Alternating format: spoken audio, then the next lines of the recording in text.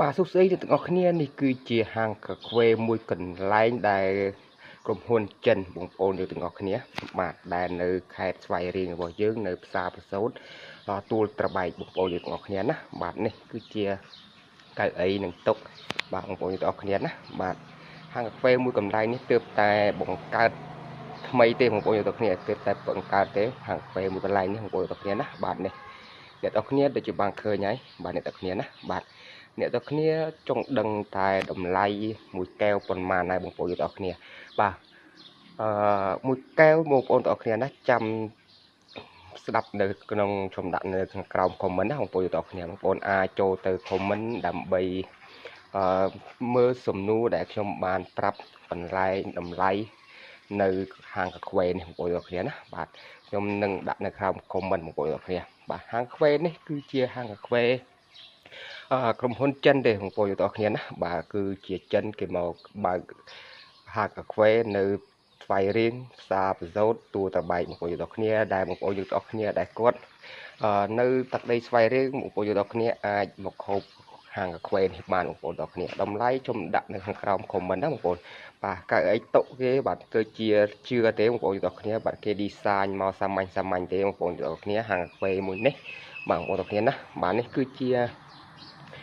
ទេសភាពដែលនៅពីខាងក្រៅបងប្អូនទាំងគ្នាខាងក្រៅរោងកាហ្វេគេបងប្អូនទាំងគ្នាបាទមិនមែននៅខាងក្នុងទេបងប្អូនទាំងគ្នានៅគឺនៅខាងក្រៅបងប្អូនទាំងគ្នាដែលហាងកាហ្វេមួយនេះគេផលិតមកដើម្បីឲ្យជនជាតិគេមកទិញរោងចក្ររោងអីគេក៏គេមកពិសាលេងតែប៉ុណ្្នឹងឯណាបងប្អូនទាំងគ្នានេះគឺទេសភាពដែលនៅខាងក្រៅបងប្អូនទាំងគ្នាបាទវាមិនសូវជាស្អាតប្រហែលទេសាមញ្ញទេបងប្អូនទាំងអស់គ្នាណាបាទនេះគឺជាទេសភាពដែលនៅខាងក្រៅរោងកាហ្វេគេបងប្អូនទាំងអស់គ្នាគេមានទាំងម៉ាតមានទាំងអីទៀតណាបងប្អូនទាំងអស់គ្នាបាទនេះគឺជាសួនដែលគេដាំដើមឈើដាំអីបងប្អូនទាំងអស់គ្នាបាទបងប្អូននៅស្វាយរៀងអីអាចមកហូបបានបងប្អូនទាំងអស់គ្នាបាទបងប្អូននៅស្វាយរៀងមកហូបហើយបាទឃើញខ្ញុំជួយហៅផងបងប្អូនទាំងអស់គ្នាណាបាទទីច្រឡំថាខ្ញុំនឹងគឺជាបុគ្គលិកនៅហាងកាហ្វេហាងអីទៅមិនមែនទេបងប្អូនទាំងគ្នាគឺជាកន្លែងដែលខ្ញុំធ្វើការក្រុមហ៊ុន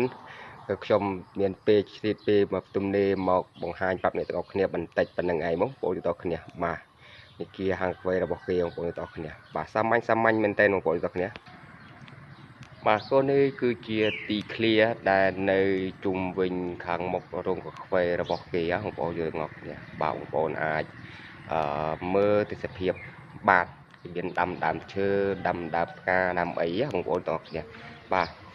ខាងកាហ្វេរបស់គេបងប្អូនទាំងអស់គ្នាណាបាទនេះគឺជាខាងមុខដែលគេរៀបចំឌីគ័រអីឲ្យស្អាតស្អាតដើម្បីដើមឈើដើម្បីគេដាំបងប្អូនទាំងអស់គ្នាបាទបងប្អូនមើលទេបងប្អូនទាំងអស់គ្នាណាបាទបងប្អូនពីចិត្តវីដេអូមួយនេះទេសូមបងប្អូនកុំភ្លេចណាបងប្អូនបាទជួយ follow ជួយ like ម្នាក់មួយផងបងប្អូនទាំងអស់គ្នាដើម្បីទទួលបានកន្លែងប្លែកថ្មីពីខ្ញុំទាំងអស់គ្នាតែម្ដងបងប្អូនទាំងអស់គ្នាណាបាទ